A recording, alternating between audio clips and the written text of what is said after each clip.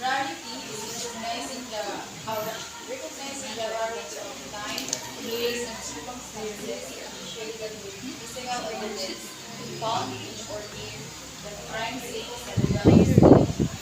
So the determination of whether or not an item should be collected as evidence will frequently rest on the following circumstances. It seems out of place, it unusual for the item to be in a certain place or condition of the item or object indicates unusual change. So ang rarity, halimbawa sa display, like for example, may po mga sa mga crime scene, tapos iba butahan, ito nga nila mga crime scene, butahan sa kondon. And then, ang tinatawag ng rarity is, may nanay po nga din ng crime, pero may naman ito, halimbawa may nanay po nga dito, may nakita lang sila naman ito sa gawas na sa crime scene, may nakita lang sila ito nga evidence na, halimbawa, nagkakalab dito ng mga chinilas, may nabasa ng mga basta gamit niya, dili siya sa crime scene. Ito ay rarity. So, ang magkakantas sa kandidaan, mga professional na mga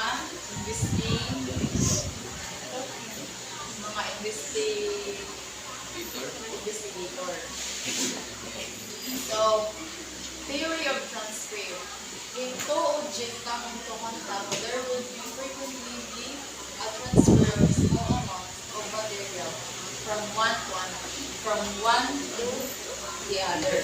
So, ang theory of transfer, ini siya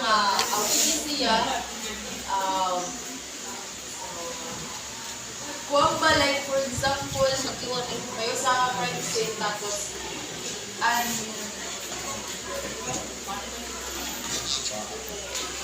so, ini siya, the idea of every people are present in the crime scene, has trace left behind, and also the police and investigator of the crime.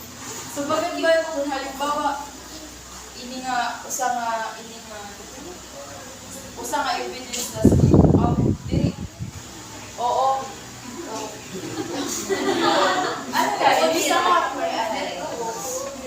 tapos halimbawa ko lang diri wag ba like gikaptan nini tapos syempre nahibilin na nga to ang iya yung theory of transfer. Sa comparison naman, i-discuss naman niya pala the most definite point of comparison between object is an object's physical building. So, ang comparison, diba, like for example, sa usa ka friends, may nakita mga buwan na bubog, tapos pareho sila, pero kailangan, igulit mo siya, pero iba mo siya, i-separate mo siya, kaya pareho sa pag-ari. So, next is the potential outcome of physical evidence assessed in the solution of a case. So, identify suspect. Suspect can be identified through the presence of physical evidence such as fingerprints or biological fluids left on the crime scene or other exchanges of the resident. So, sabotable naman na identify the suspect. And then next is prove or disprove.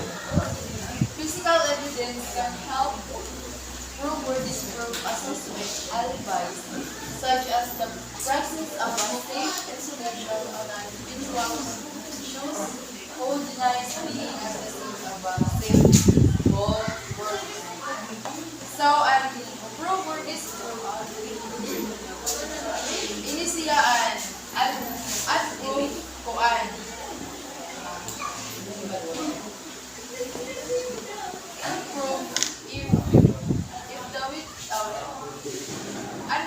Para ma-prove ano sa suspect sa mga crime nga iyang gihimo is kuan.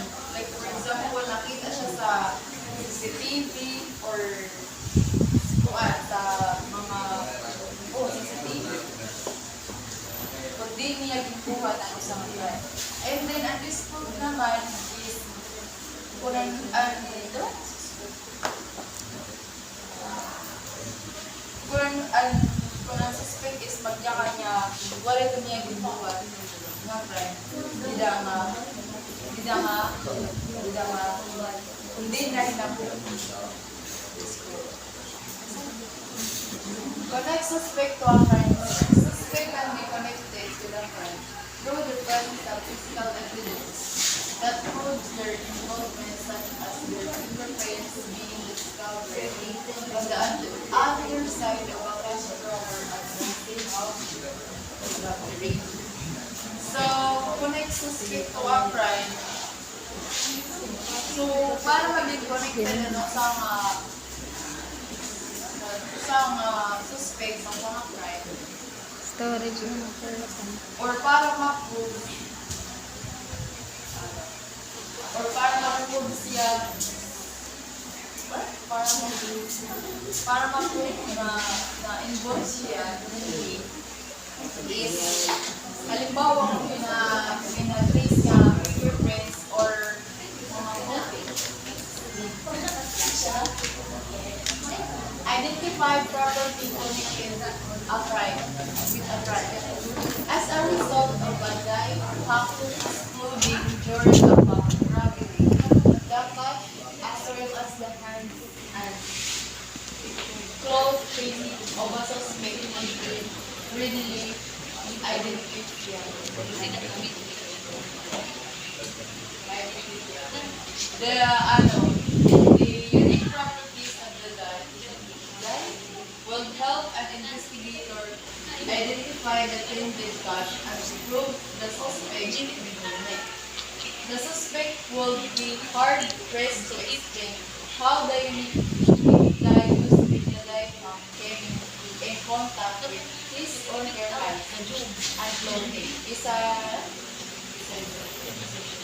So, ang pag-identify ng property connected to the crime. Ini siya